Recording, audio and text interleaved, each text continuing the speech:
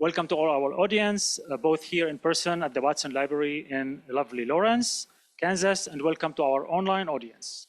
I will say a few words in Arabic and then I will move to English. أهلا وسهلا بكم في الجلسة الثالثة من مؤتمر الدراسات الدرزية في جامعة كانزاس. اسمي رامي زيدان وأنا في الأصل من دلة الكرمل وحاليا بروفيسور في جامعة كانزاس. أشغل منصب رئيس هيئة التحرير لمجلة الدراسات الدرزية وأقوم بإدارة هذا المؤتمر مع زملائي في هيئة تحرير المجلة. يسعدني أن أرحب بكم في هذا الحدث الأكاديمي متعدد التخصصات الذي يجمع الباحثين من مختلف العالم لدراسة المجتمعات الدرزية من الجوانب التاريخية، الثقافية، الاجتماعية والسياسية. تنضمون إلينا الآن في الجلسة الثالثة من المؤتمر وهي الكلمة الرئيسية للبروفيسور مايكل بروفنس من جامعة كاليفورنيا في سان دييغو. عنوان الورقة: الثورات، الانتدابات والهوامش، وضع الدراسات الدرزية في تاريخ الشرق الأوسط الحديث. هذه الجلسة سوف تعرض باللغة الإنجليزية، ولكن لدينا فريق ترجمة فورية محترف في هذه الجلسة. للاستماع باللغة العربية الرجاء الضغط على زر Interpretation أو الترجمة الفورية في أسفل شاشة تطبيق زوم واختيار اللغة العربية. بعد إذنكم سأنتقل الآن إلى اللغة الإنجليزية. Thank you all for joining us in session number 3 of the Druze Studies Conference held here at the University of Kansas. We are honored to continue this important scholarly exchange and we appreciate your presence and engagement. My name is Rami Zeedan and I am an associate professor here at the University of Kansas. I am also the founding editor-in-chief of the peer-reviewed Druze Studies Journal, and in this capacity I am leading the conference today and tomorrow, along with my colleagues on the Druze Studies Journal editorial board. We are committed to open access scholarship. We publish the Druze Studies Journal in a diamond open access format, providing free access for authors and for readers. This principle of open scholarship also guides this conference, as we demonstrate a commitment to provide this service to our Kansas communities and communities around the world. Please note that there is Arabic-English interpretation for those joining us online on Zoom. Please click on interpretation at the bottom of your Zoom screen and choose the language you'd like to hear, English or Arabic. To hear the interpretation language only, click on Mute Original Audio. It is my pleasure now to welcome Dean Mafi with us today. Professor Arash Mafi has served as the Executive Dean of the KU's College of Liberal Arts and Sciences since March 2023. Under his leadership, the college, often called the heart of KU, continues to be the university's largest academic unit, leading in students' enrollment, research, and creative scholarship. Before joining KU, Dean Mafi served as interim dean of the College of Liberal Arts and Sciences at the University of New Mexico, where he was an accomplished, and still is, an accomplished and award-winning professor of physics and astronomy. Dean Mafi has been a strong supporter of the Druze Studies initiatives here at KU from the early days. We really appreciate your support. I am honored now to invite Dean Mafi to offer welcome remarks on behalf of the college and on behalf of the University of Kansas. Dean Mafi, the floor is yours. Thank you so much, Professor Zeedan. And I want to apologize for not being there in person. Both a sincere honor and a true pleasure to welcome you. Those joining us here in the beautiful, joining the conference in the beautiful Watson Library, and those participating virtually from around the world to the keynote session of 2025 Druze Studies Conference. This conference is a significant academic gathering, making it a milestone for the University of Kansas and also College of Liberal Arts and Sciences, and indeed to the international scholarly community dedicated to exploring this emerging, vital, and complex field of Druze studies. As the second meeting of this biennial event, it shows our strong and growing commitment to supporting interdisciplinary research and encouraging the inclusive, globally engaged inquiry that defines a world-class institution. Here at KU, we take pride in hosting the Druze Studies Journal. It is the first of its kind in this field, a peer-reviewed publication published by KU libraries and supported by the college. The journal showcases the rigorous foundational research being done, and this conference brings that research to life, turning it into a lively and engaging conversation. Take a moment to review the conference program. You'll see the remarkable scope of this intellectual community. We are joined by scholars from 14 countries across 4 continents. These scholars encompass diverse topics and fields, including history, political science, religious studies, and Middle Eastern studies. This year's two-day program is a strong testament to the power of international teamwork and interdisciplinary exchange. And what makes this gathering especially meaningful is its practical embodiment of KU's commitment to global engagement and student involvement. Presentations are available, as Professor Zeedan said, in both Arabic and English. I want to hope that I understood some of your Arabic words, Professor Zeedan. With live interpretation provided by skilled graduate students from KU.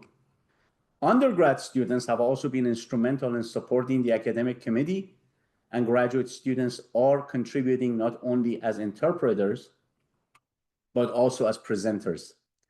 Their active participation reflects our mission to integrate research and learning at every level here at KU. It signals the rise of the next generation of scholars coming here from the state of Kansas. Now, the field of the Druze studies is more vital than ever. It demands nuanced, rigorous scholarship that considers both historical context and current realities. The field necessitates cultural sensitivity, political insight, and a dedication to understanding various lived experiences. Today, we are honored to welcome a scholar whose work embodies these values. Professor Michael Provence from the University of California, San Diego, will deliver the keynote address. Its title will be Rebellions, Mandates, and Margins, Placing Druze Studies in the historiography of the modern Middle East. It promises to offer deep insights that challenge traditional narratives and shed light on the region's complexities through the perspective of the Druze communities. We greatly appreciate his presence and look forward to the discussions his work will spark. As we begin this session and continue with the conference, I'd like to acknowledge that some of the topics that will be discussed are going to be sensitive. Scholarships on the Middle East are never conducted in isolation. Real-world events, personal experiences influence them. In light of the recent tragic events impacting the Druze communities in southern Syria, we approach these discussions with empathy, academic rigor, and deep respect. Finally, I'd like to extend my thanks to the organizing committee and the international editorial board of the Druze Studies Journal. In particular, I would like to emphasize the amazing work and leadership that Professor Rami Zeedan does in this space. And thank you, Professor Zeedan, for your vision and leadership. The vision, dedication, and tireless efforts have brought this remarkable conference to life. Thank you also to the many KU college departments that are sponsoring this event, and most importantly, to all of you, students, faculty, staff, and attendees, for being part of this vital and timely dialogue. Welcome again to the University of Kansas. I wish you a meaningful, thought-provoking, and productive conference, and thank you again. And it's been a pleasure to be addressing you. So thank you so much, Dean Mafi, for these welcoming remarks. Dean Mafi has been a supporter of the Druze initiatives, and I personally so much thank him for his tremendous support on that. Next, in my role here as the chair of this session, I will introduce the first part of this session, which is an introductory paper to lead us into the keynote. And it's a paper that is a collaborative work between myself and one of my research graduates and a KU librarian. So let me introduce them. I will not introduce myself, I already talked enough. The first co-author is Michael Peper, who is an associate librarian at the KU Libraries Faculty Center, where he coordinates library support for faculty research and teaching efforts in all disciplines at KU. He collaborates with faculty and graduate students on projects related to teaching, research, community engagement, and other initiatives. Our main speaker is Charlie Johnson. Charlie is a recent graduate of the University of Kansas, where he finished a degree, and please bear with me, it's long, in international studies, religious studies, Jewish studies, history, and political science. These studies has focused on minority communities in the Middle East, culminating in Johnson's history thesis on media discourse about genocide, and an honors international studies thesis on Jordanian perceptions of the Israeli-Palestinian conflict. Throughout his undergraduate career, Charlie has also worked with the Druze Studies Project, and I think that he's going to talk about that during his speech. Charlie is currently the James C. Gaither, I hope I am pronouncing that right, James C. Gaither Junior Fellow at the Carnegie Middle East Program, and he is the first Jayhawk to be selected for this prestigious fellowship. Well done, Charlie. Introduce Charlie to take us to the next paper. To do since graduating with Dr. Zeedan and Michael Peper. I only have about 10 minutes before turning it over to Dr. Marie Brown and our keynote speaker, Dr. Michael Provence. So I was hoping to briefly discuss KU's Druze Studies project, the impetus behind its founding, and some of the products that have come out of it, before segueing into my research paper with Dr. Zeedan and Michael Peper, reviewing the 2024 periodical literature of the Druze. So if I may begin with a bit of background, this program, the Druze Studies Project, came into being in 2019 as an opportunity for undergraduate students here at KU to learn a little bit more about the Druze community, the Middle East more generally, and the process of academic research. And in this time, the project has produced 3 systematic literature reviews with a 4th on the way, and the same number of undergraduate research conference presentations, as well as 2 academic papers, 1 published and 1 in pre-publication. And it was from this early work with the project that came conversations as to how we could better communicate our findings, as well as advance the relatively undefined field of Druze studies, which over time has produced resources beyond my imagining as a freshman here over half a decade ago. And it was and so one such forum is this very conference, which follows in the success of the 2023 Druze Studies Symposium, to gather scholars from around the world to discuss in both English and Arabic, not only their groundbreaking research, but also that research's context and potential implications. Likewise, and in part due to this first symposium, we now have the open access, peer-reviewed Druze Studies Journal, the first resource of its kind dedicated entirely to the interdisciplinary research of the Druze community, which is now accepting submissions for its 2nd issue. And finally, there's an ongoing project in the digital humanities, the Druze Studies Reference Portal, drawing directly on undergraduate literature reviews and subsequent archival work to create an open access resource for scholars working on projects relevant to the Druze studies. Now, I say all this not just to tout some of the truly excellent outcomes that have emerged from KU's Druze Studies project, but also to provide context for the subject of this presentation.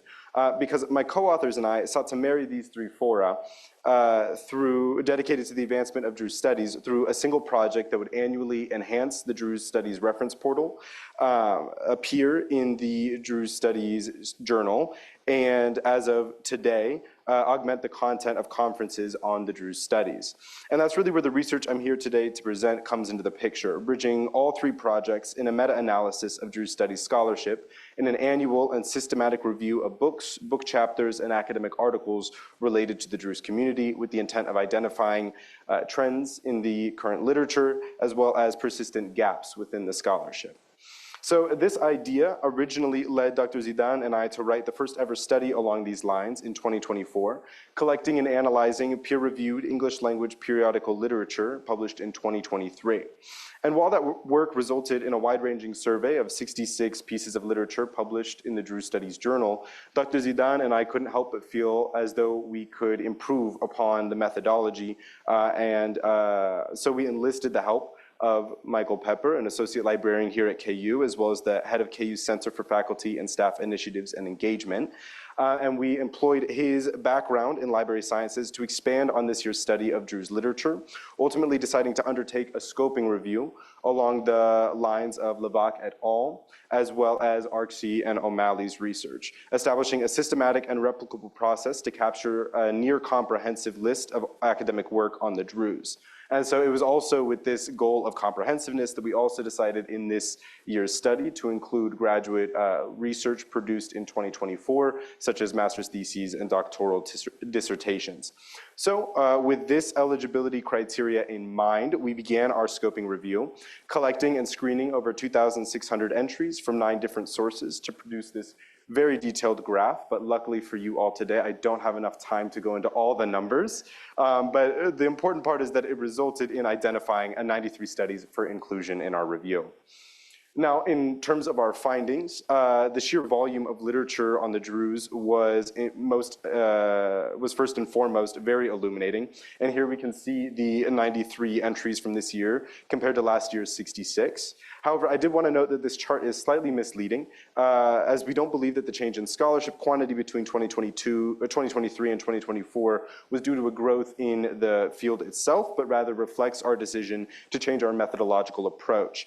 So even disregarding our expanded criteria, including graduate work, the method captured a further 23 publications compared to the previous year's study, especially as you can see there in terms of book chapters and books. So we therefore believe that these findings both validate the change in methodology as well as re-emphasize the need to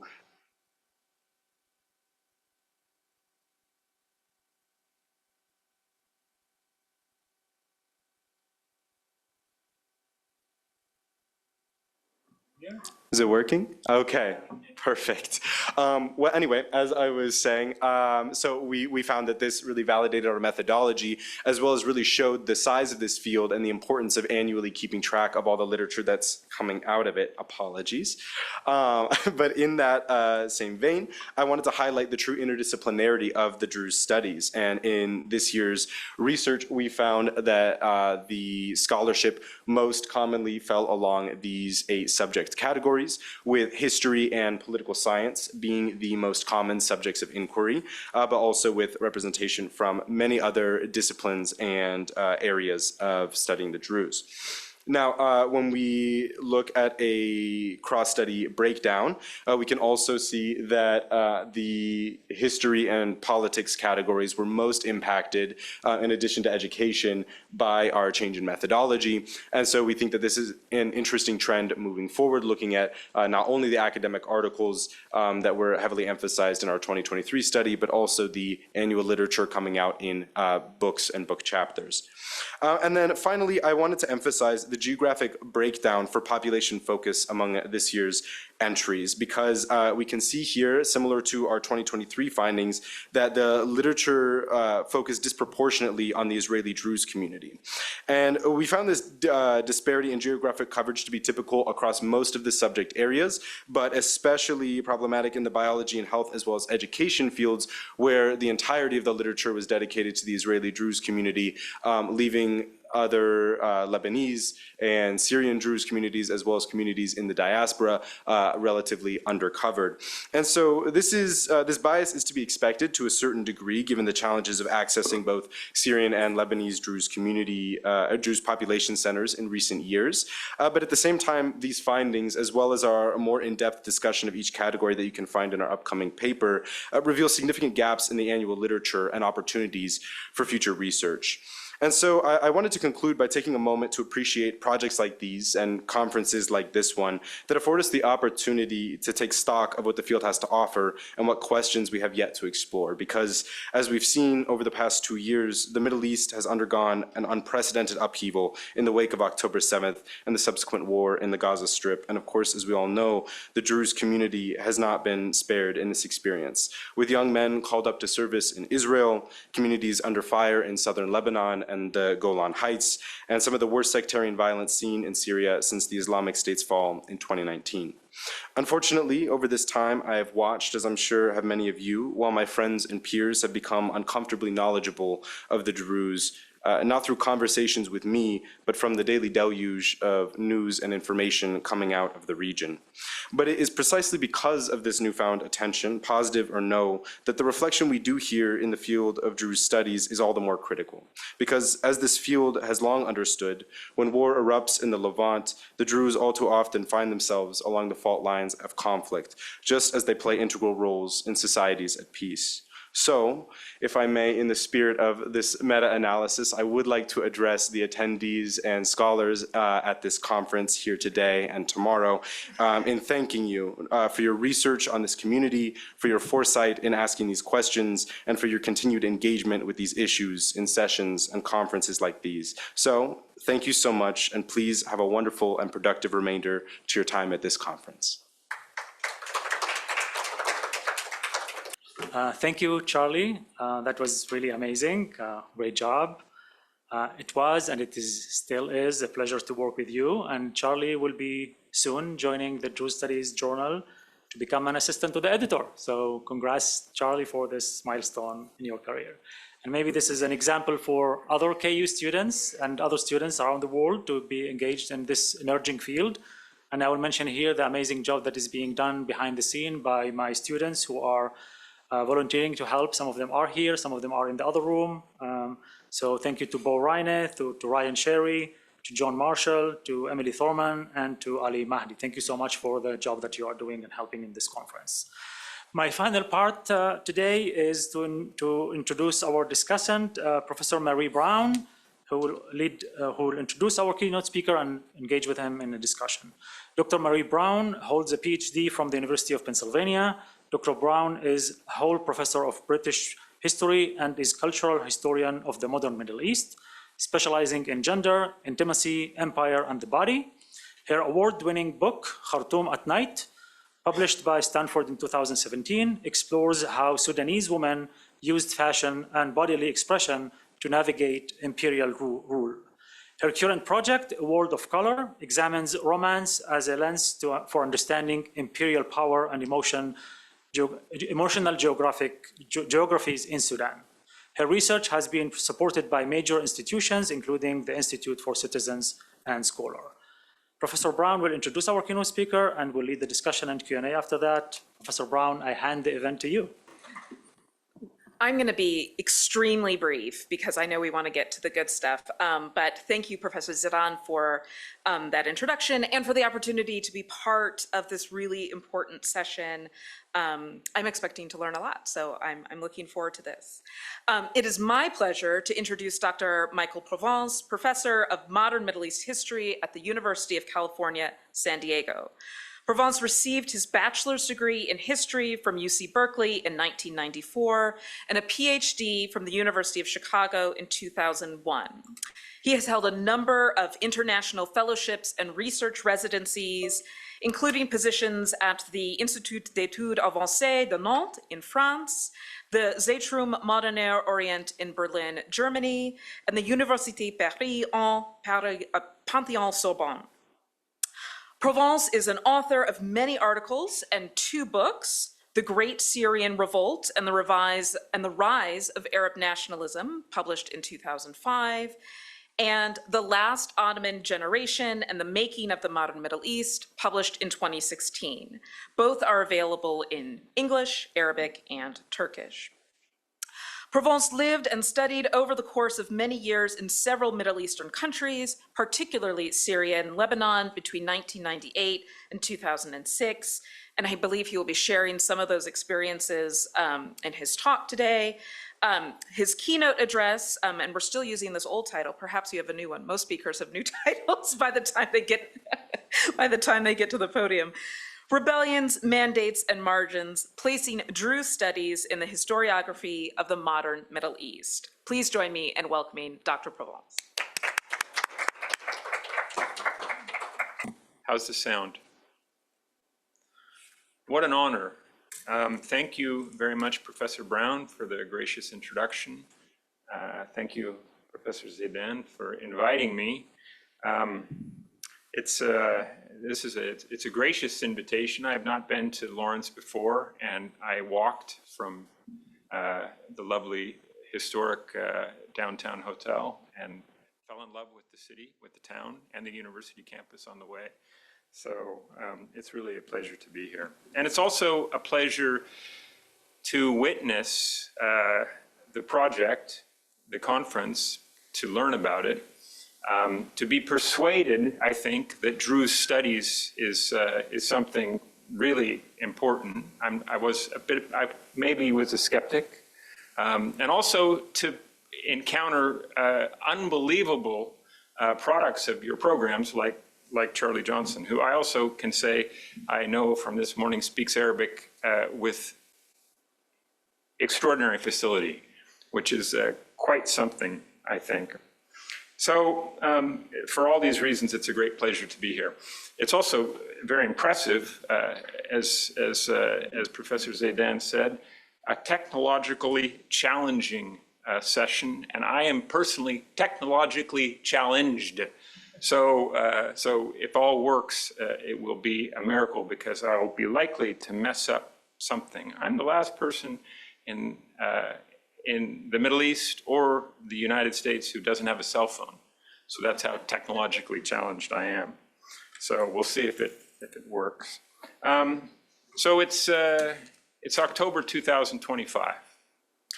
And right now is the 100th anniversary of the Great Syrian Revolt, or the Druze Revolt, except for no one called it the Great Syrian Revolt at the time, and only its enemies called it the Druze Revolt. As for the people who participated, the many participants, the Druze leaders in the first instance, enthusiastic witnesses, passive supporters, they called it the Syrian Patriotic Revolution, or the Thawra Suriya al-Wataniya. And so we might ask, with this in mind, what was the Syria that they had in mind? And what were they fighting for? And what was the objective? Now, after 20 years of contemplation, because as Professor Brown mentioned, 20 years ago I wrote a book, published a book based on my dissertation, based on really about 3 years of research in Syria and in the region of the Druze. I have had occasion to revisit that material, the things that I had, the sources I collected in Syria in those years, and think about them again, thanks to this invitation. And I think that I was not really bold enough in my conclusions. And I think that in light of these things that I have been thinking about again, the objective is very clear to the Syrian Patriotic Revolution, I think. And I would say that I think I misunderstood the sophistication of the people speaking on behalf of the revolution 100 years ago. And that their objective then was Syrian unity and independence from the post-war mandate settlement that sought to partition, to fragment, to divide the Mashriq al-Arabi, the Eastern Arab world, the Ottoman Arab provinces. So one of the sources that I'm drawing on here that I didn't use very thoroughly in the past was the serialized memoirs of the leader of the revolt, a person whose name is Sultan al-Artrash. Now, there's a number of memoirs, but the one that I'm using is unique because it's his words from the early 70s, serialized in a Beirut periodical newspaper that doesn't exist anymore. It was given to me by a Druze sheikh, a man named Sheikh Mohammed Tarabe in Sueda in 2000, among other things that I got at the time. The hospitality and the welcome that I received when I went to the Druze region, it's a mountainous area of basalt volcanic mountains in the southern part of Syria, about 100 kilometers from Damascus. It's remote, and it was originally a refuge for the Druze from other areas. And then it became, during the course of the 19th century, the center of their community and arguably culture and religion. There were other communities in what became Israel, near the lower slopes of Jabal Sheikh or Mount Hermon, in what became Lebanon, but arguably the area of southern Syria in what they called Jabal Druze, or the Druze Mountain, was the center of their culture. And like I say, I spent several happy years visiting every village, really, all the ones I could get to. There were no taxis, there were no buses. You could hitchhike, people would always pick you up. You could walk, I did that. There were no hotels, there were hardly any restaurants. There was one in Sueda, that was about it. But it was, as you can see from these photographs that I took, was and is a beautiful place, with all of these terraces of basalt stones that people had to move and gather. And the slides are kind of acting up a little bit here. Let me see. There we go. So you can see the fields. These are wheat fields. So it had become in the 19th century a place of like I say, refuge, but also a prosperous export market for grain, including to Europe, based on Ottoman trains and so on. Now, as I say, the revolt in 1925 was in opposition to partition of the region, and so I want to talk about that now. To the colonial architects of the settlement of 1918, 1919, and 1920, there was no political community beyond the separate religions of the region. So in other words, they didn't admit the possibility of a unified Syrian, greater Syrian political community. When the people, like those leaders in the Druze Mountain, fought against the Syrian mandate, the French mandate in 1925, their objective, and this is what I missed at the time, was a greater Syria, a unified country from the Taurus Mountains in what is today Turkey to the Red Sea. The whole thing, all of it, Balad Sham, it's absolutely clear. And yet, for the perspective of the British mandate in Palestine and Transjordan, and the French mandate in Syria and what became Lebanon, this was actually the opposite of their objective, and this is also very clear. So there's a couple of episodes that I wanted to talk about. Now, as I say, Sultan al-Atrash was the undisputed leader of this entire movement that unified people from all over Syria, but it began with the Druze. But it began with the Druze, and their objective was not independence for their region or independence for their religion, but unity and inclusion of the entirety of the area. Now, this unity of what is called in Arabic Balad Sham, or Greater Syria, is a kind of an obsolete category of political community today. And I think that the fact that it's an obsolete category is a regrettable fact, actually. That the people of the region, the Arabic-speaking people of the region, are divided by borders, not of their own choosing, in all kinds of areas. And so this is one of the reasons that I find the project, the Druze Journal Project, Druze Studies Project, so interesting, because it's actually a transnational project that ignores the existence of these borders in studying and thinking about a community that transcends them and continues to transcend them until today. So this is really, this is how I became a convert, actually, except for you can't convert literally. Never mind, it's a joke. You can't become a Druze. Sorry to say. If it changes, I'm sure Dr. Rami will tell me.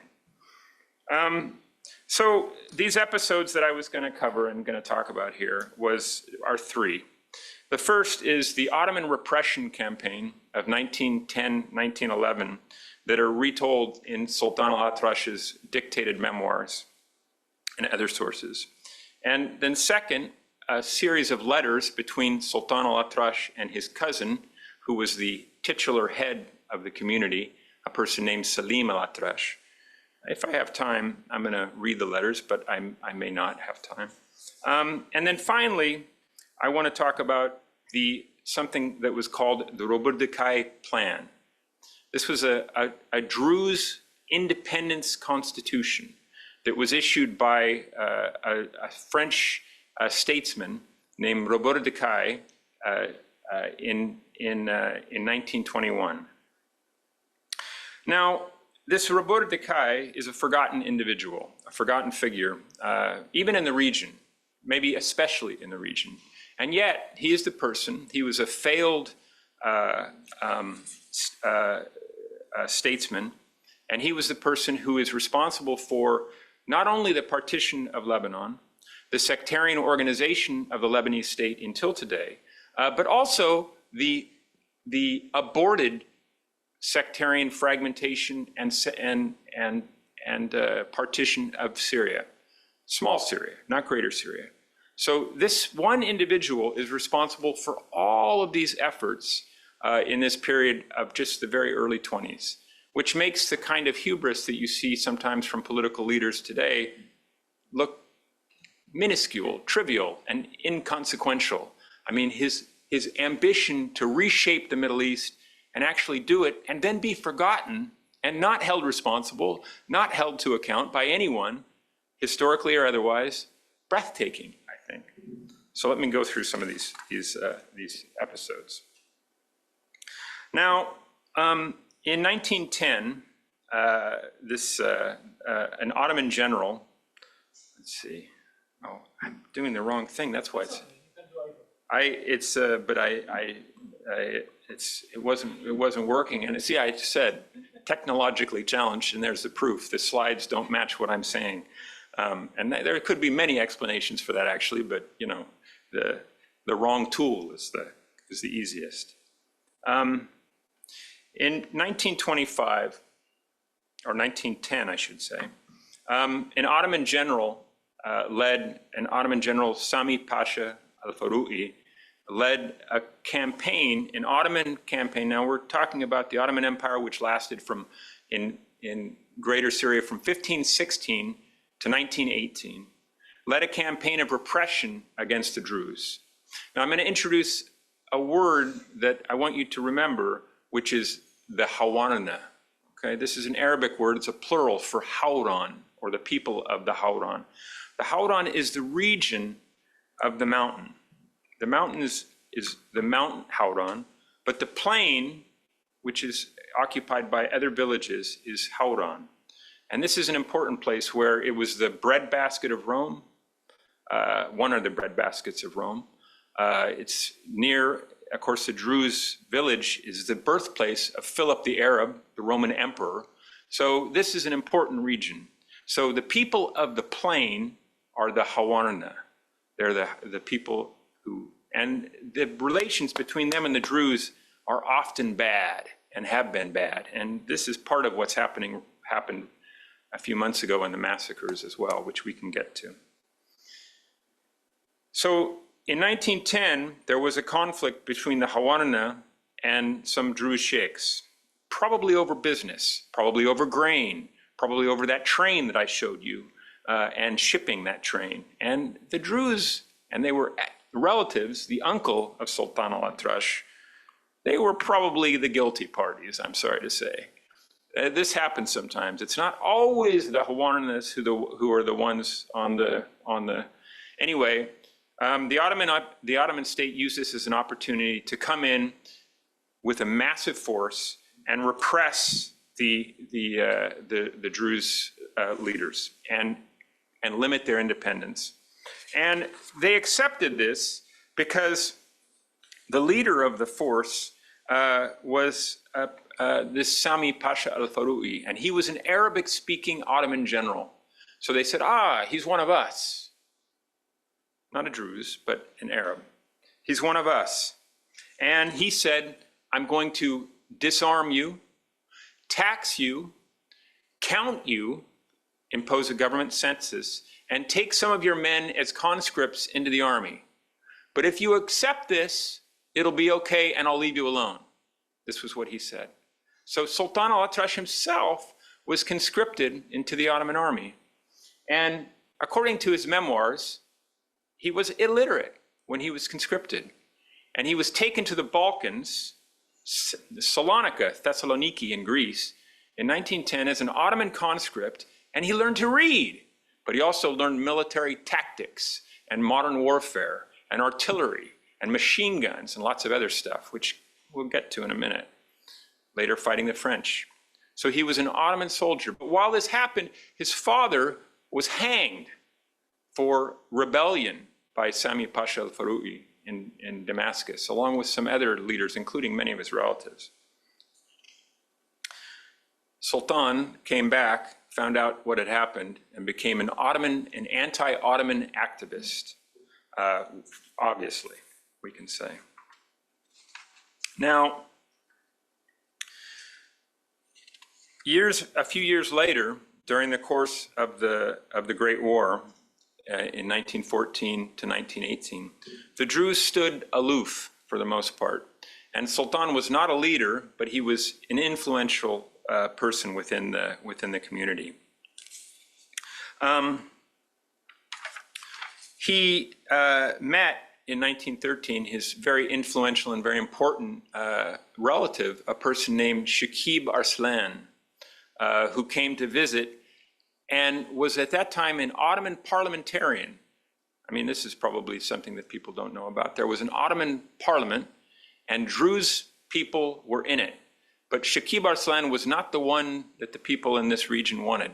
And Shakib got into trouble with Sultan. Shakib Arslan, by the way, is the great-grandfather of the important Lebanese politician Walid Jumblat until today, who's, was an interlocutor of people like Paul Wolfowitz a few years ago.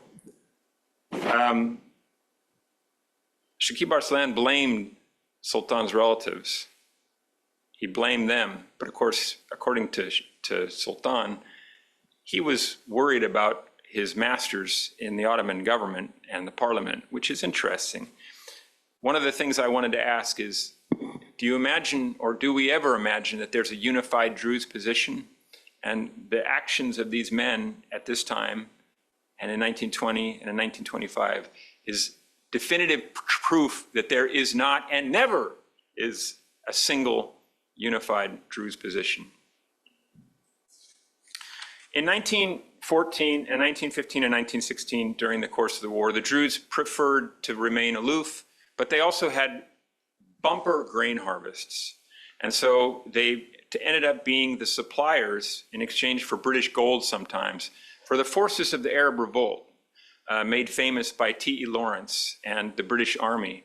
And they also welcomed thousands of refugees who were fleeing Ottoman oppression in Damascus and in other parts of Greater Syria during the course of this time.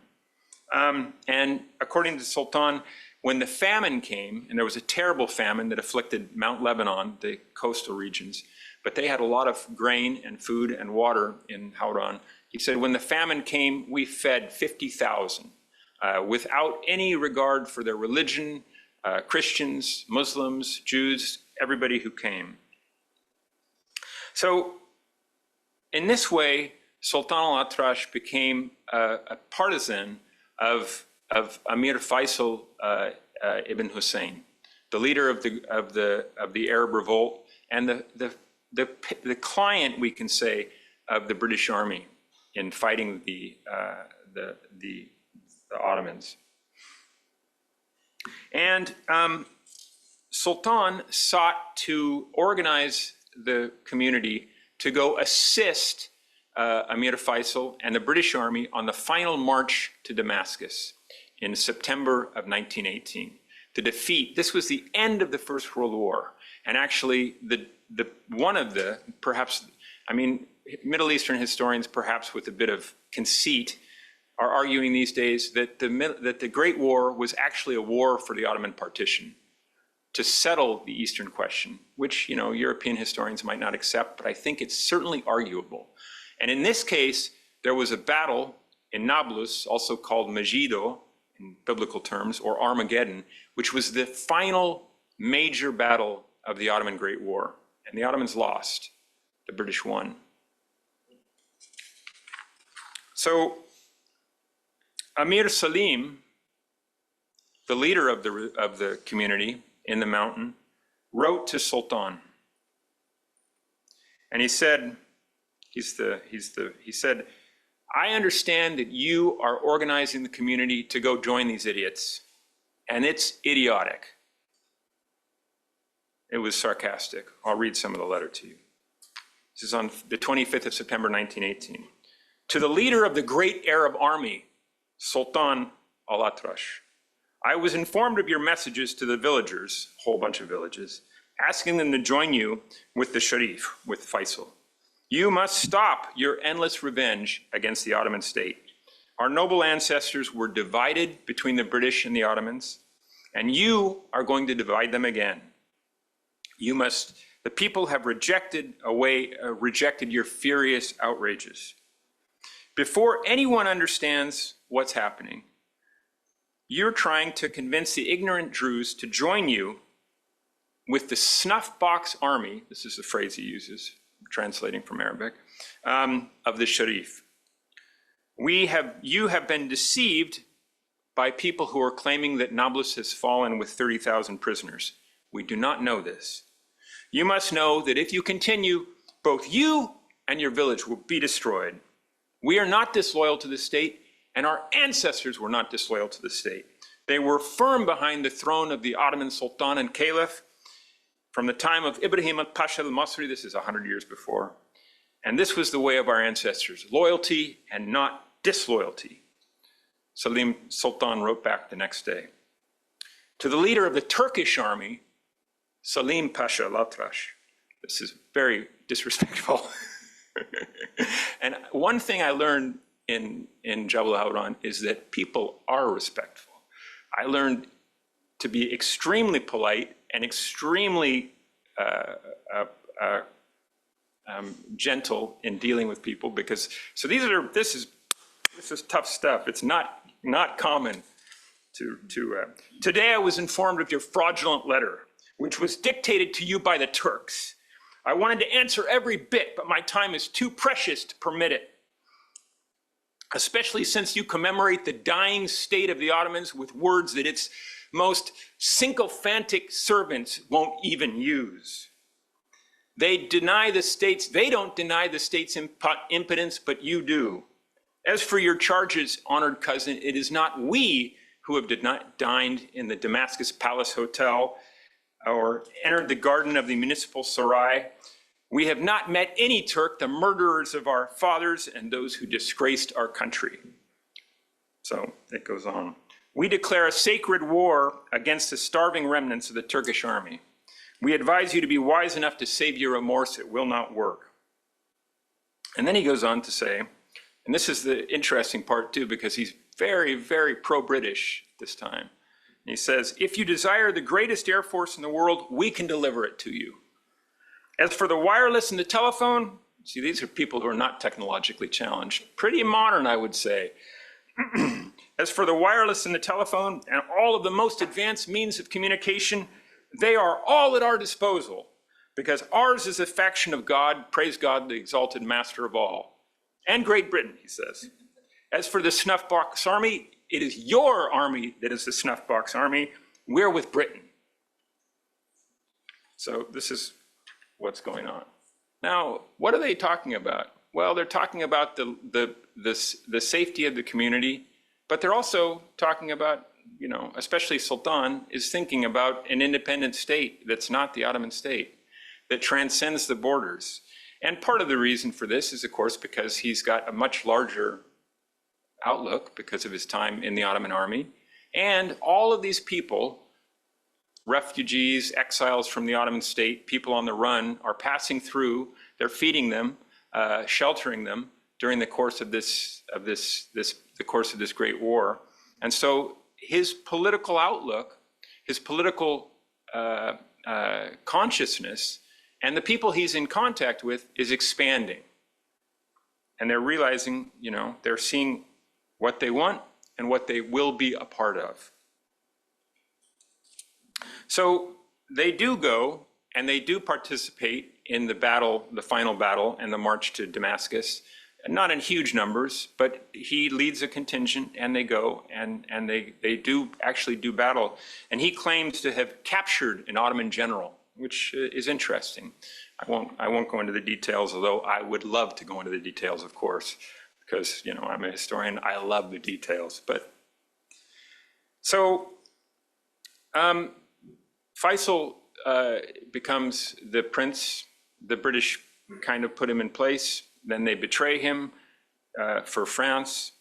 And Sultan says, in 1920, the Syrian National Congress, including Druze members in Damascus, declares a unified, independent, undivided Greater Syria, including what is today Lebanon, Palestine, Israel, Jordan, and Syria, all the way from the mountains to the sea.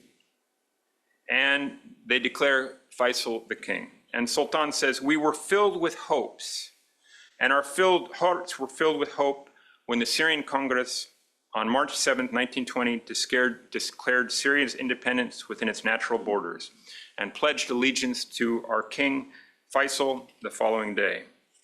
Now, what happened not very long after that is that the French army marched east, from Beirut to Damascus, and destroyed the small army of Faisal.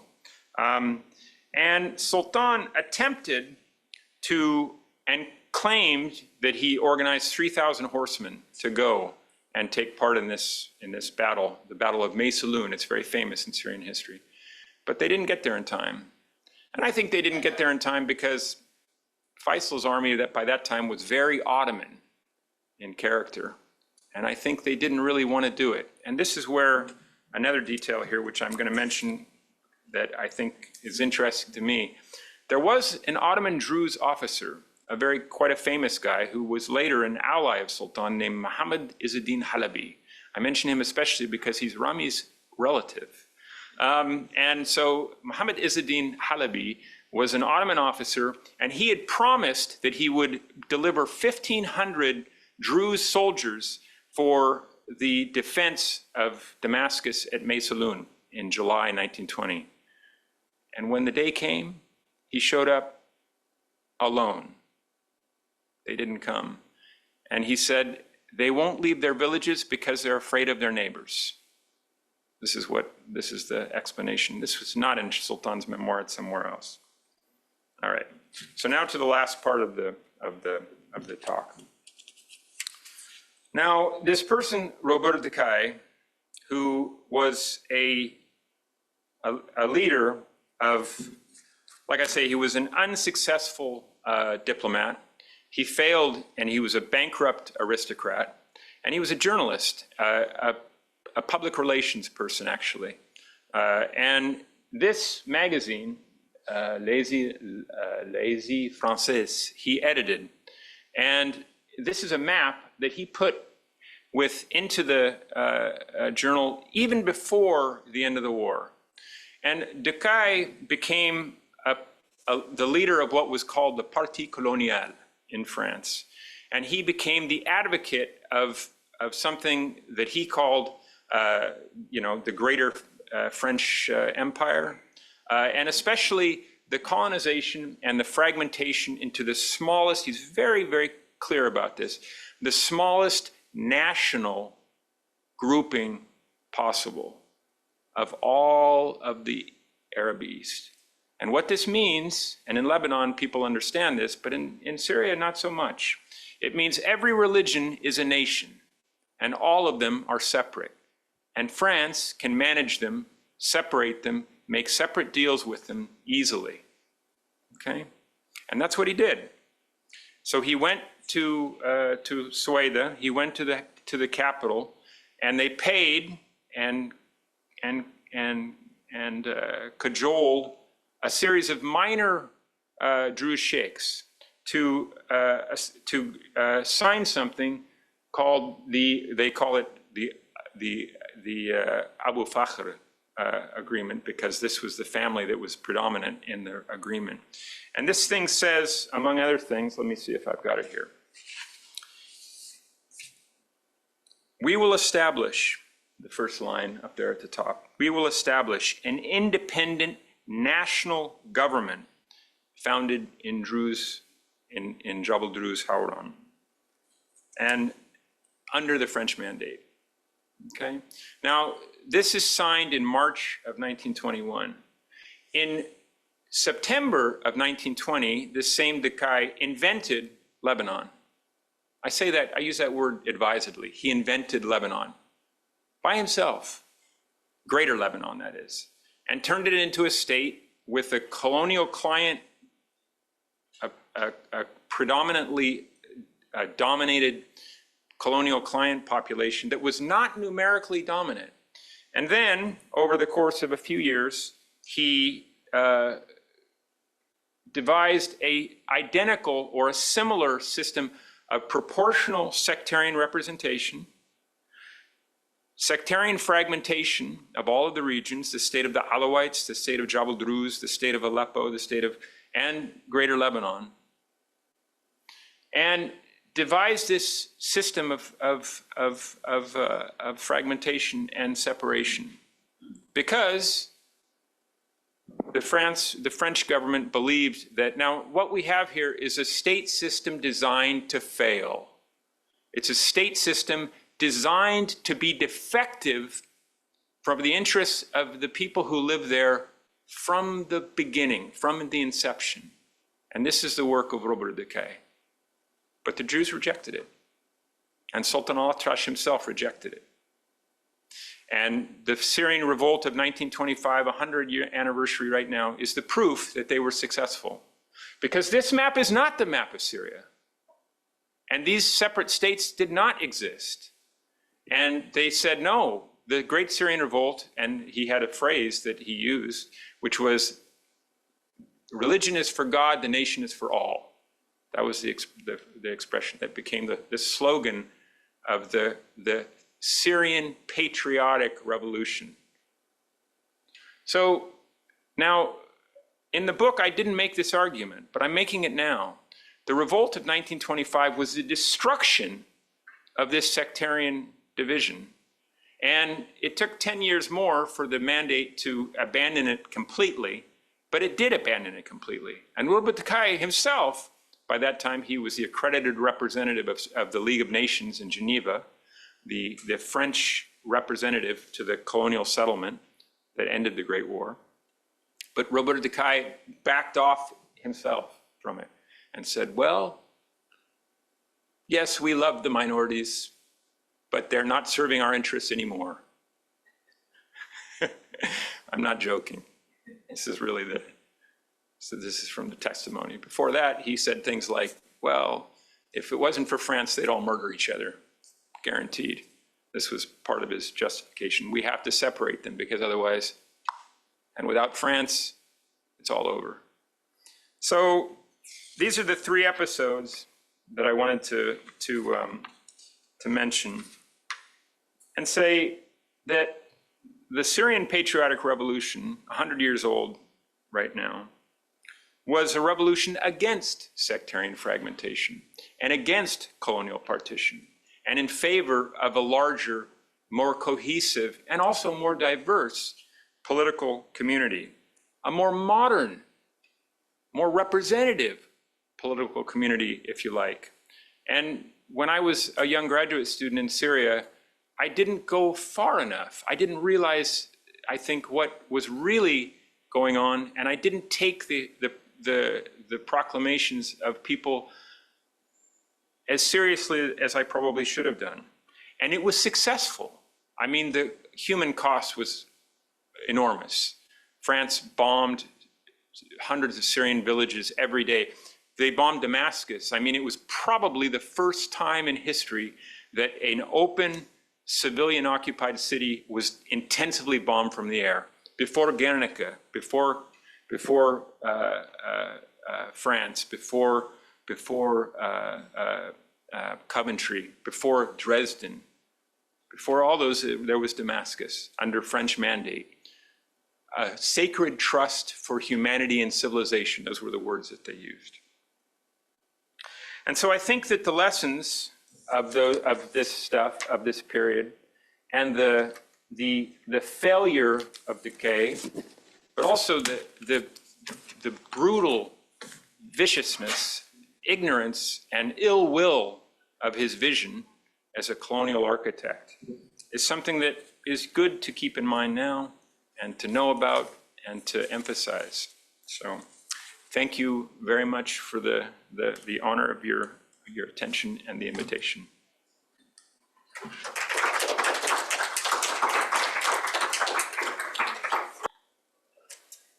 I'm going to say a few words and then we're going to open it up to probably more interesting questions from all of you. And I think we also have remarks, questions, perhaps online. Oh, I won't look at myself. Okay.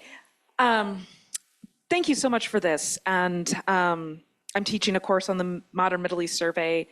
We finished the mandate period a week ago, and I wish I had some of this before. There's always next year. Oh yes, there's always next year. So I just have a few comments and thoughts that you can respond to however you'd like.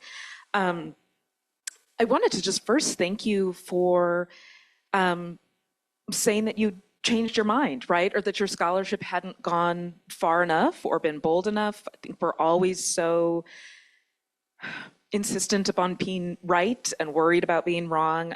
So it's just so refreshing to hear someone say, I'd like to rethink this, right? Or I wish I had done a little bit more. So thank you for that. And so many of my comments are coming to you as both sort of a fellow Middle East historian, as also an instructor. I've got a number of my students here in the audience. So sort of question one, your research and indeed this entire conference to me, or draws my attention to a triangle of competing impulses to make Middle East history legible to our students, community, policymakers, via an accessible and comprehensive narrative. So that's impulse one. Impulse two is to make room for the diversity of experiences, values, and priorities among minority groups within the Middle East. And then impulse three, to avoid marginalizing these groups as perpetual others or exceptions to the textbook narrative. And so my question is, how do we or how do you reconcile these tensions between communal identity and national regional narratives? And I'm going to do all my questions and then you can just sort of respond in a monologue. So reconciling these impulses between identity and national or regional narratives. I was also so struck by the distinction you made, and it was very quick, but I thought it was really powerful, of unity versus independence, right? That there can be a political movement or a cause or a motivation that is primarily about unity, not necessarily independence, although that certainly follows. And then you talked about unity as an obsolete political category, which I just loved. And I think because of that obsoleteness, because we have privileged independence, I think, as the modern political goal, we're stuck with these continuing colonial legacies in the way that we frame our research and our expertise. We're bound by this or imprisoned by this idea of the nation state, right? So imperial logic had insisted on dividing the world into sharp categories. All religions are their own nations, as you've just pointed out. And so I think we're lacking an intellectual imagination, right? Or an inability to locate identities or notions of community and belonging that don't follow boundary lines on a map, right? Or that are about unity rather than the nation state. This is an aside, but I'm thinking too of the way we privilege land over water as an organizing framework, so that there are far too few courses on the world of the Indian Ocean or the Red Sea or the Mediterranean, right? We're still bound with this weird landmass called the Middle East, and we've decided that that's the way that people communicate and relate to each other as opposed to connections across water. So I'd love for you to just offer some reflections or suggestions on pushing back on this restrictive way of thinking, right? How do we move from boundaries of nation state to unity, I guess is perhaps my thought. And then my last question is a big, broader one. As I said, I teach courses in Middle East history, and a student approached me a number of years ago, and she asked for good news. She said, everything we talk about in your class is just so depressing, and like it's just one after another. So where in your own research do we find good news? Do we find celebration, joy, people embracing that beautiful landscape? I'd love to hear suggestions for that. Does yours still work? Oh, yeah, okay. I don't need the mic because I have one. Well, thank you for those wonderful questions and thoughtful responses. So in a way, the answer to both of your first two questions, I think, are the archives. So what I mean by that is that the thing that got me thinking was re-engaging in a deep way with some of the, I mean, I collected so much stuff, and I brought it back, and then, you know, some of it I read. I mean, I had a dissertation to write, and some of it I didn't read. So the sources from the moment and the people's voices and the things they said, this is, you know, this is the guide. And so, you know, the diversity of experiences and voices are right there for us. And I mean, you know, it's in the Middle East, it's a bit, the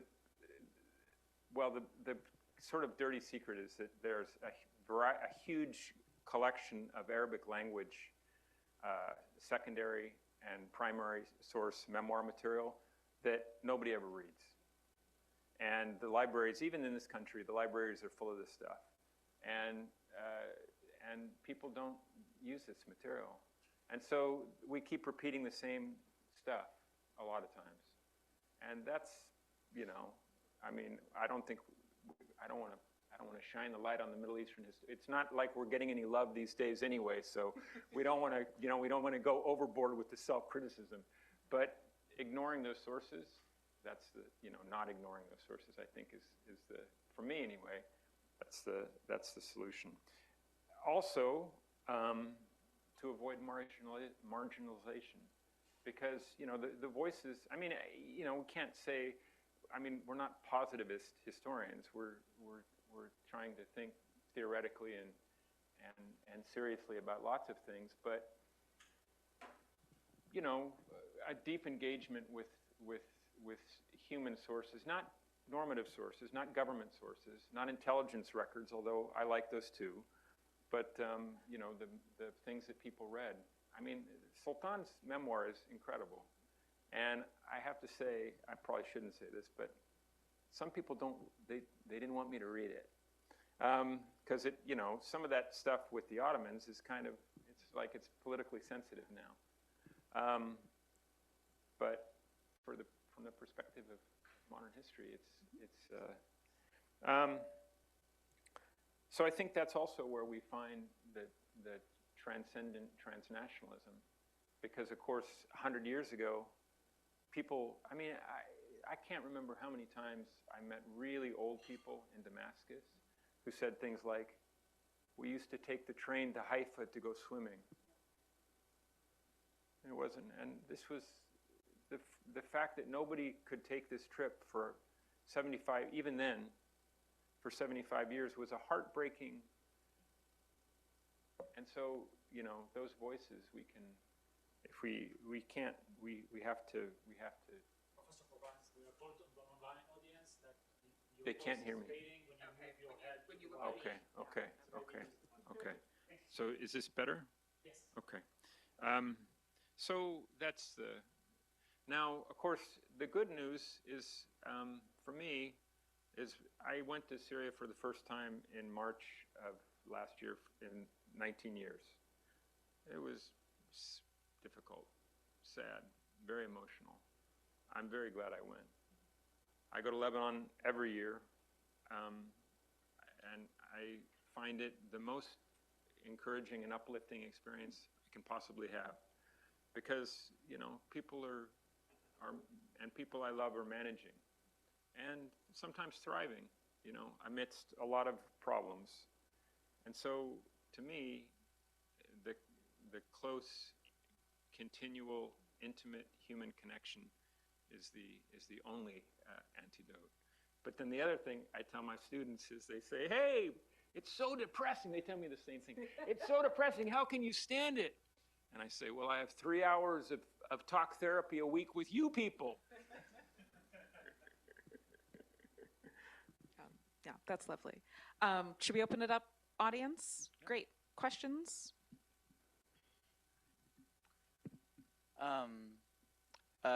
This is a two-parter. For the first one, what are your general thoughts about the HTS al-Shura government, the interim government this year so far, especially concerning the conflict with the Druze community over the summer? And how would you compare and contrast al-Atrash's revolt against the current Druze community of 2025? Sorry, I didn't catch the last. How would you compare and contrast the Druze community 100 years ago when al-Atrash led his revolt compared to the Druze community now? What do you think about is there a unity? Is there much more nationalism? And what do they think about the al-Shura's interim government, etc.? Those are, really difficult questions, and of course, I didn't go down there. When I went to Syria, I guess I can say this. I had promised, I was coming from France, where I was living last year, and I promised my wife I wouldn't go. But she had house guests, and she was busy. So I knew that, and my friends in Beirut said, "Are you going to go? You've got to go." And I said, "I've got to go." But I also was afraid of being kidnapped. I was afraid of being kidnapped. There weren't any Russian soldiers around anymore. The Wagner group was gone, and the Iranians were gone. So I wasn't afraid of, and I wasn't really afraid of anything else. But what had happened is that Walid Jumblat had gone to Damascus, and he was the first. And he had welcomed Ahmed al-Shara immediately. And this is kind of inside baseball here, but I'll finish the story. And Mrs. Jumblat, his wife, had come to my lectures in Beirut. And so I thought, if I ask Mrs. Jumblat to find me a taxi driver who will drive me to Damascus, if I disappear, Walid Bey might find me. I explained this to my wife. She wasn't impressed. So I think that the community in the area of Soweto is just as divided as they were in 1920, and I think that the issues of the division are similar in a way. This time, it's the central government has no attraction. I also think that there's other things that have happened. The Hawarna, the people of the plains, were slaughtered in their hundreds of thousands by the Syrian government in the period between 2011 and 2025. This is just a fact. Their villages were decimated, depopulated, and destroyed. And the Druze were not, for other complicated reasons. And so this fact complicates reconciliation on a level that's hard to really get our heads around. And I think that's something that is important to keep in mind. And then you've got the fact of a brand new, unstable, unsupported government that has no friends anywhere and only enemies and no power and very little legitimacy and less all the time and it's really a very difficult situation.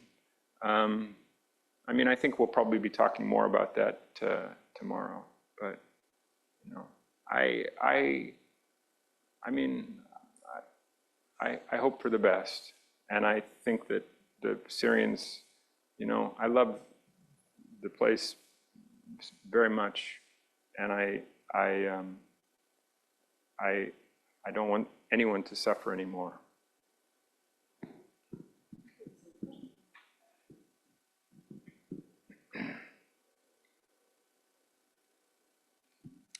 Hi, thank you both for a really interesting talk and discussion. I'd like to follow up on Professor Brown's last question that I think that you kind of good news pass on it. Okay. About, did we learn anything in the last 100 years? And if we did, please enlighten me, because I cannot see any changes really.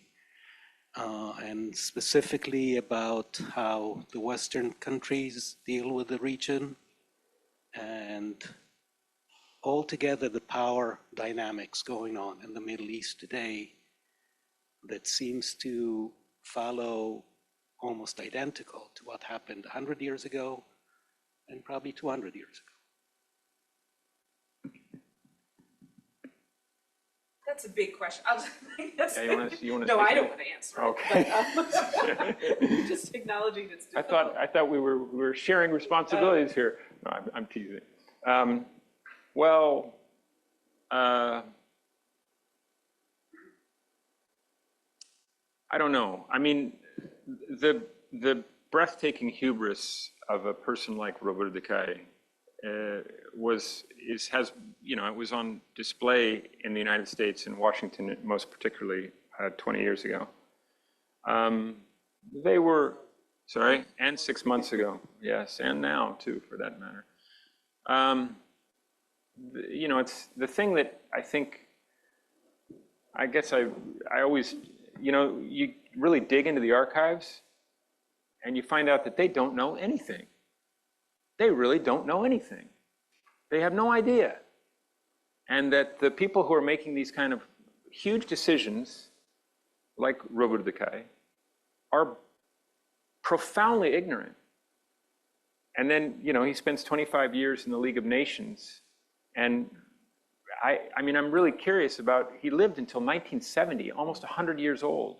Now, he became fabulously wealthy from the resources that he stole from Syria and Lebanon, mostly shares of what became BP, but that's a different story. Also buried deep in the archives, which is instructive, I think. Empire works for some people, and we probably should never forget that.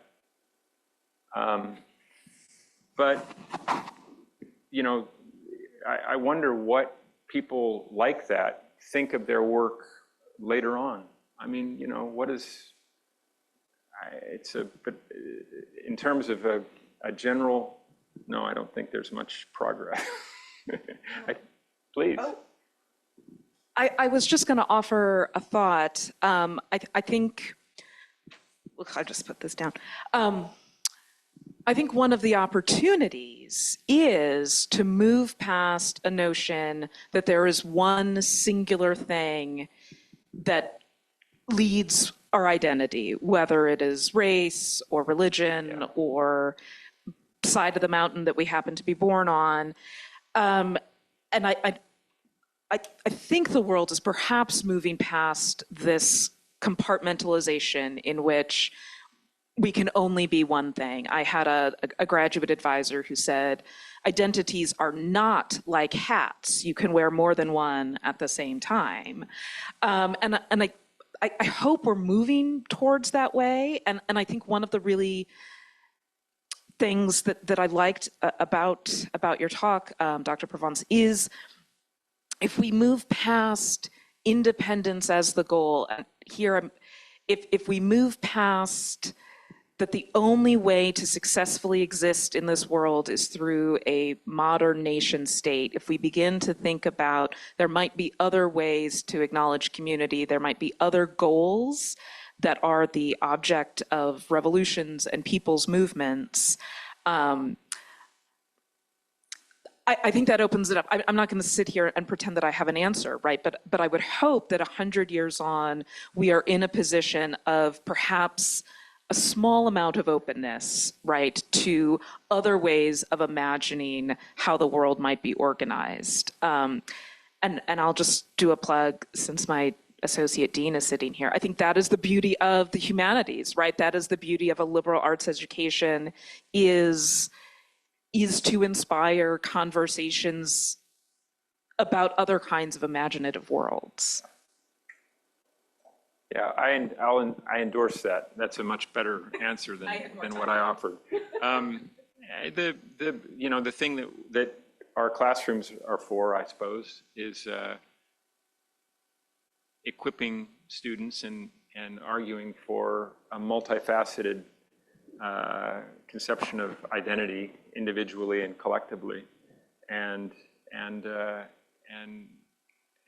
comfort and an acceptance of that, because it's definitely the case that when you look at the work of somebody like Robert Decay in 1921, he doesn't admit ever the possibility that anybody can be anything than what he says they are. The world is nations, and if you're not in that, you're not invited, you don't belong, you don't get an invitation, you can't speak. So that's encouraging. So thank you. Do we have time for one more question? Charlie. Yeah, I had a question for you two, both as historians, but whose subjects are very much relevant to the modern day. And you were talking about kind of making legible the complex without marginalization, kind of those three tensions. And you said, the key to that you found is the archives and also, unlocking these human stories. So I was wondering, like, in your research, both of you on Sudan and, greater Syria and these places that are hard to access both archivally as well as in the modern day, how do you approach that? How do you approach collecting and gathering those stories?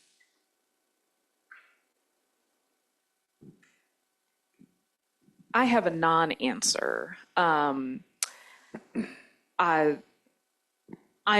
moving away from the archive, right? So my first book was about fashion, and yes, I did work in the archives, but my argument was the clothing that women wear is the way of documenting and telling their stories, and it would have never been recognized as a piece of information that needed to be preserved and filed and cataloged. And so, one of the great legacies of empire and colonialism is we've got these wonderfully cataloged archives. We've got a whole bunch of bureaucracy and papers, but I think they still miss so much, right? And so again, if I'm going to continue my notion of imagination, I think we also have to resist the fact that the text, the document, is the only kind of archive, is the only kind of source that is worth consulting, right? And so, again, as we begin to acknowledge other identities, other ways of being in the world, queer stories, Black stories, brown stories, stories about people who are disabled, those are not in the archive as much as we dig. Yeah. And so we have to open ourselves up to another kind of source. Yeah, that's absolutely true. I mean, of course, the acquisitiveness of imperial ethnographers is unbelievable, fortuitously. I just like to dig. I mean, I go to the weirdest archives I can find. I go to the weirdest museums I can find. I often go to museums and find them in some, can be a big capital. I mean, did you know that there's museums in Paris where there's no people? I go to those places. I find them. So, it's just my thing. So. Can we take one more question from the audience online? So one is not a question, one is asking you for a recommendation for something to read following your presentation. And the other one is a question, I'm going to read that, so bear with me. with pan-Arabist Druze figures across the Levant, such as Arash and later Kamal Jumblat.